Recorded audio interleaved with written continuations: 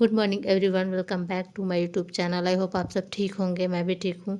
तो अभी यहाँ पे मैं टेस्ट दे रही हूँ और जैसा कि 2-3 पिछले वीडियो में बताई होंगी कि मैं केमिस्ट्री कर रही थी, क्योंकि केमिस्ट्री केजीएस में नहीं हुआ है। 10 क्लास हुआ है लेकिन मैं एक भी क्लास नहीं कर पाई थी, क्योंकि मैं बीच में मेंस का कर रही थी, अगर आप लोग को पता होगा तो।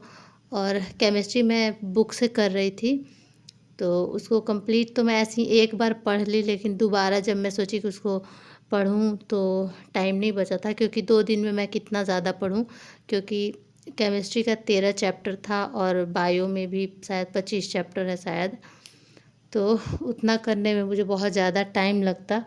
तो मैं तो केमिस्ट्री एक बार कम से कम पढ़ ली, लेकिन बायो का एक भी बार मैं रिवीज़न नहीं कर पाई। बायो को मैं क्लास की थी जो बहुत पहले ही ख़त्म हो गया था, आप लोगों को पता होगा। तो बायो का मैं क्लास की थी, पर ना मैं नोट्स रिवीजन नहीं कर पाई थी और ना ही मैं बायो का शॉर्ट नोट्स बनाई हूँ कि मैं उसको जल्दी जल्दी रिवीजन कर पाऊँ। और मैं कल आप लोग को दिखाई थी कि मेरा बायो का नोट्स कितना मोटा है, जो सर करवाए हैं, सुमित सर। तो उसको मैं रिवीजन नहीं कर पाई कल तक, तो मैं केमिस्ट्री ही पढ़ती रह गई। तो मैं सोची थी कि आज मैं टेस्ट नहीं दूँगी, क्योंकि मेरा जो बात हुआ था तो उन्होंने बताया था कि आपको पेपर मिलेगा और उसको निकलवाना पड़ेगा। बट ये टेस्ट ना जैसे टेक्स्ट बुक पे ऑनलाइन होता है ना, उसी टाइप का टेस्ट था।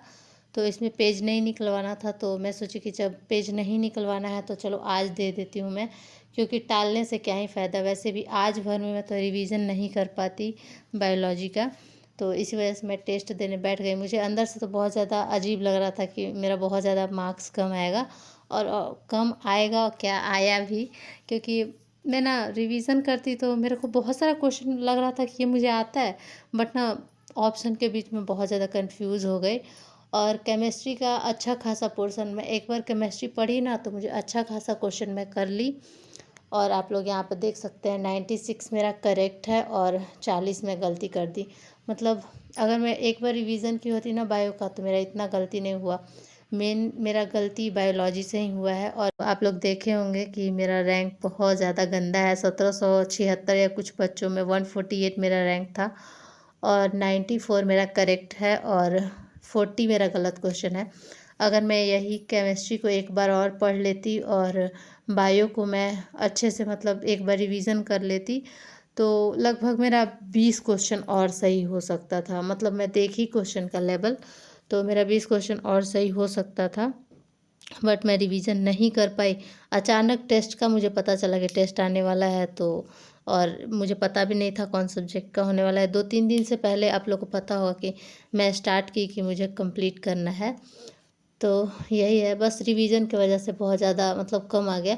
वैसे मैं डिमोटिवेट नहीं हो रही हूँ, जितना कि आप लोगों की बातों से मुझे कभी कभी डिमोटिवेट हो जाता है। कोई भी ऐसा कमेंट आ जाता है ना कि मेरा मूड ख़राब हो जाता है। जैसे अभी मेरा मूड बहुत ज़्यादा ख़राब है, कमेंट की वजह से मैं देखी, और ऐसा कमेंट रहता है ना, मूड कभी कभी ख़राब हो ही जाता है।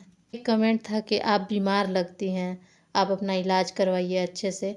तो मतलब मैं उनको क्या बोलूँ, बताओ, मुझे कोई बीमारी है नहीं, मेरे बॉडी में कुछ प्रॉब्लम है नहीं, तो मैं क्या डॉक्टर को बोलूँ कि एक कमेंट आया था कि आप बीमार लगती हैं, अपना इलाज करवा लीजिए। क्या मैं बोलूँ डॉक्टर को?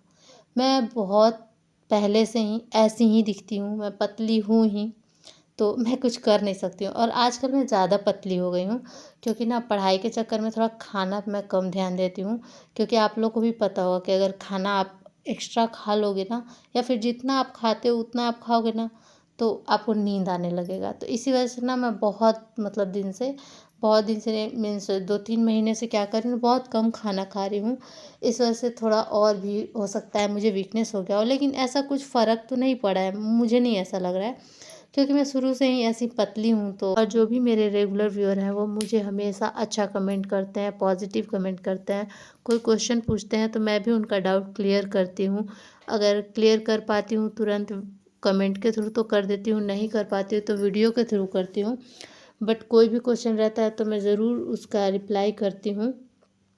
तो कभी कभी तो ऐसा लगता है ना कि मैं किसी भी कमेंट का रिप्लाई ही ना करूं, बट जो मेरे व्यूअर हैं, जो मुझे रेगुलर देखते हैं, बस मुझे उनके लिए रिप्लाई करना पड़ता है।